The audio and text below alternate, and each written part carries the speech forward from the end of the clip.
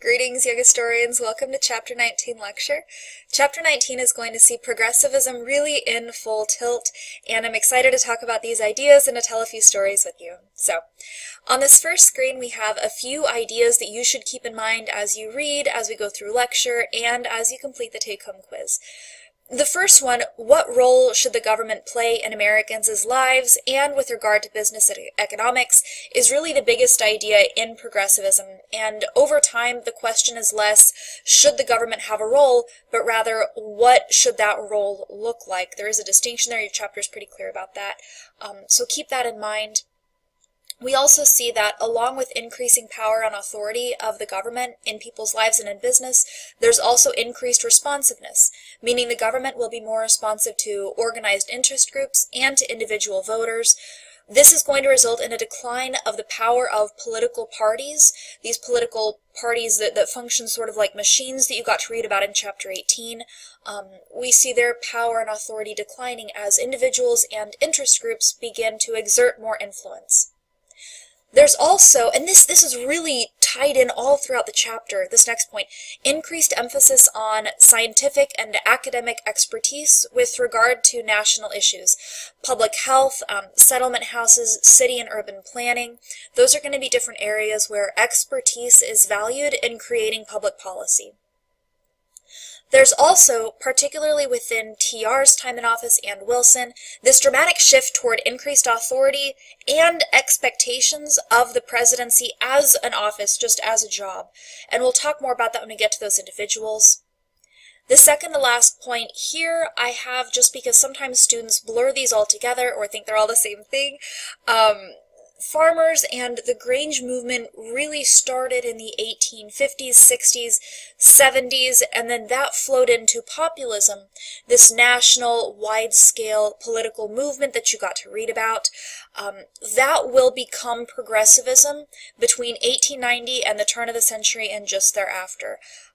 Progressivism is also home to both parties in that there are progressive Democrats and progressive Republicans. It's not like one single party has a sole claim to what that title means.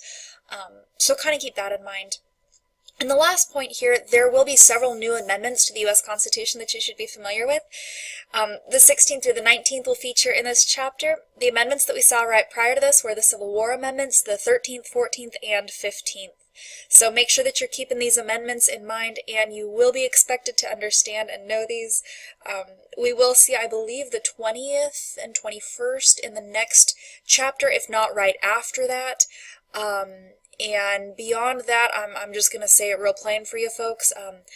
The last few amendments really aren't that significant for us, but maybe that's just my own personal views on it. So let's get going. All right, spearheads of reform, the settlement houses. When I say settlement house, you need to think Jane Addams and you need to think about Hull House. Now, she ain't the first to do it, and Hull House ain't the first one here in America, but it's certainly the most influential, and it's the one that has endured sort of in public memory.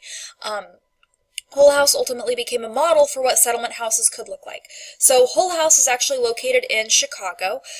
As far as services provided, Hull House and other settlement houses could provide any service conceivably necessary for a lower-income family, for single women with children, or for immigrants. So we can think about childcare classes, we can think about English language lessons, we can think about potlucks and community organizing drives, we can think about how do we bring people together and then bring needed services and connections to those who maybe don't have as much as they need to go about their daily life, or to have a job, to achieve a job, to make ends meet.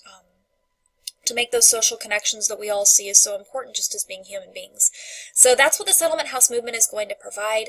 To what extent does this continue gender expectations for women, and to what extent does it challenge them? I think this is really interesting, and I wish your chapter would have said more about this, but the settlement house movement is going to continue these expectations that women were the keepers of morality and that women should be primarily concerned with caring for children, with raising a generation, and should be focused on the inner self, in a sense, like the morality of the nation.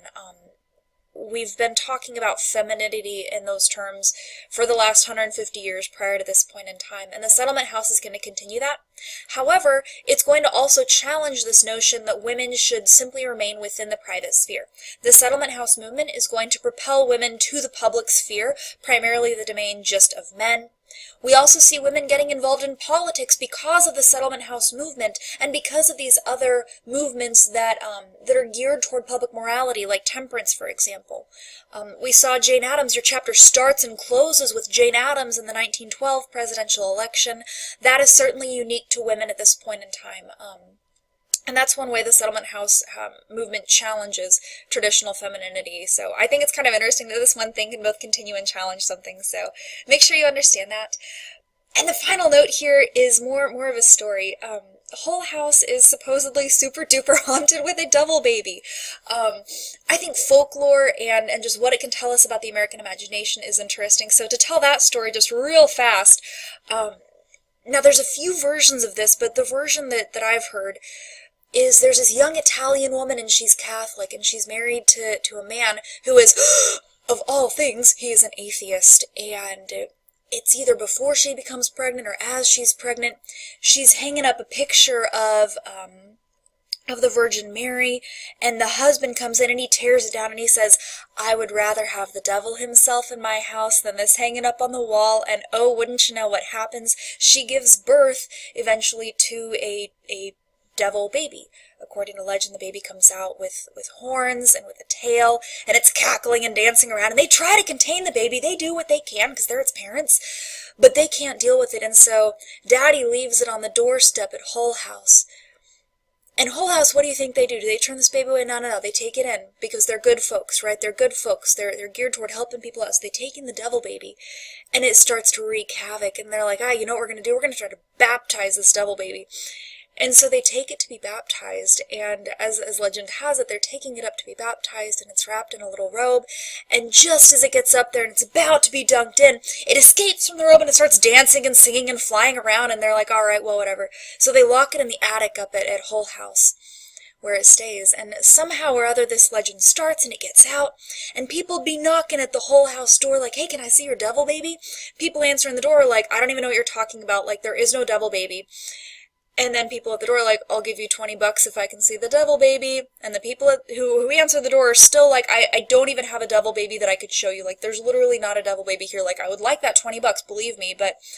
And so, of course, the legend has transformed over time to now it's a ghost, or it's a spirit sort of haunting Hull House. Jane Addams, in her autobiography, took like 12 or 15 pages to dispel this myth because it dogged her in Hull House for so incredibly long. And that is the story of the devil baby of Hull House. I don't know. If you go, you might ask someone what their version of the story is. There's another version, I believe, where the wife was Jewish instead of Catholic, but in any case, Hull House, Settlement House, definitely understand those. Moving on, I know this slide looks really busy. We won't spend too awfully long here. Organizing for change. Women are going to increasingly seek a public role. The new woman and feminism will seek to create equal public spaces and equal opportunities for women as exist for men. Women are also increasingly experiencing control over their own lives, especially in regard to the birth rate. And people like Margaret Sanger will work to make birth control available to women and seek to spread knowledge of how you can control how many children you have. Throughout the world, and this is a constant still today, experts believe there are really two big factors for how women can lead fulfilled lives, and the first is access to education. The second is access to controlling how many children you have. And nowadays we see many people putting off marriage until their mid to late 20s, even 30s. The average American woman has, 1.8, something like that, children. Really, controlling how many children you have is central to many people's lives, and access to birth control really is one of the biggest changes that we've seen in the world over the last 100 years. That'll be something that we come back to in the 1960s and 70s, so kind of put a pin in that for now. Mueller v. Oregon is going to be a Supreme Court decision that limited women's working hours. There are two different sides to this. The decision as it's handed down supports some traditional stereotypes for what women should do, but the decision overall is in line with what feminists want. want, so it's kind of a mixed bag that they receive it. Make sure you read about that kind of carefully in the chapter. Women's suffrage. So Western states are seen as sort of laboratories of democracy, in the sense that women are able to vote many times at the state level out west before they can vote back east. And there is this tremendous Adam Ruins Everything clip on YouTube called How Prostitutes Settled the Wild West. If you're interested, I'd suggest that you view it, because it presents a really interesting view of women's power and women's roles in the Wild West. That is suggested viewing for sure. Of course, all this is gearing up to the 19th Amendment, which is formally ratified in 1920 after the requisite number of states say yes. That amendment, of course, is going to allow women to vote, and here finally we see that wish that we've heard about this, even clear back to Abigail Adams, the wife of John Adams, who tells her husband to not forget the ladies or we're going to foment a rebellion. She would have loved to see women given a political voice of some sort back in 1783, 87, and here it is finally 1920. The women receive the right to vote in federal elections, and that is just tremendous. We have not had this right for 100 years yet. We are on year 99. You best believe that next year there's going to be some celebrations going on. I think it's just incredible how close we are to that history. Make sure you know the 19th Amendment. Then we get to this woman, Jeannette Rankin. Goodness gracious, she is a powerhouse. So she is in the House of Representatives. I'm pretty sure she's House, not Senate. She's the first woman to serve there, and she is just a tremendous pacifist. If you are a pacifist, or if you know a pacifist, chances are you or they know Jeannette Rankin. So she voted against American involvement in World Wars I and II, and she's got this wonderful quote, you can no more win a war than you can win an earthquake. A committed pacifist, and she is, I believe, the only person in Congress to vote against going to war after the attack at Pearl Harbor that propels us into World War II. But she's an example of an early, early in this time period, an early American female political leader. And certainly at her time, she's sort of like a shining beacon for what women can achieve. So make sure you know her name. Arguments against women's suffrage are interesting. It's not always, or even frequently, it's not, women are stupid, women are dumb, they can't conceive of politics, but it really comes from this place of goodwill, this desire to keep women out of the muck of politics, to keep women safe and free and above all of this abhorrent sort of things that we have to do as politicians. The women are the keepers of morality in the home, and they shouldn't have to dirty themselves with politics. And now the feminist perspective, the feminist response is, I want my role to be equal to that of a man, not better or worse, simply equal. And so, of course, suffrage is going to go through, as we've talked about. If you're interested at all in this time in history, I would recommend that you view Iron Jawed Angels. It's a movie, Alice Paul and a couple other people feature in it. Really, really great, just with American women trying to achieve the vote. And make sure that you look at the Awakening cartoon. It features not only in your chapter, but also at the very end with the AP-style questions. I think that cartoon can really highlight how this, how the movement for women's suffrage moved from west to east. So make sure that you view that. To continue this theme of moral reform, and especially with women being involved, prohibition will come into effect with the 18th Amendment, thanks to the work of groups like the Anti-Saloon League. People who are in favor of this tend to be more old-school Protestants. I know Methodists are mentioned specifically in the chapter. Anybody who thinks that alcohol is having a detrimental effect to families or to workplaces would be in favor of prohibition. People who are opposed are primarily going to be immigrants, or those who are involved specifically in making, manufacturing, distributing, or selling intoxicating liquors. So I'm thinking here of Irish and German immigrants, I'm thinking here of German beer makers, and there is certainly something to this idea that prohibition was a nativist sort of movement, in that prohibition was aimed specifically at immigrants who did not fit what quote-unquote Native Americans thought an American should be. So kind of be aware of that too. Final thing here for this part of lecture, the Mann Act is going to be passed at this point in time, criminalizing prostitution. It's supposedly to protect against white slavery, and supposedly it is aimed to keeping young white women safe from these hordes of immigrants who are shuttling women as sex slaves from city to city across state lines.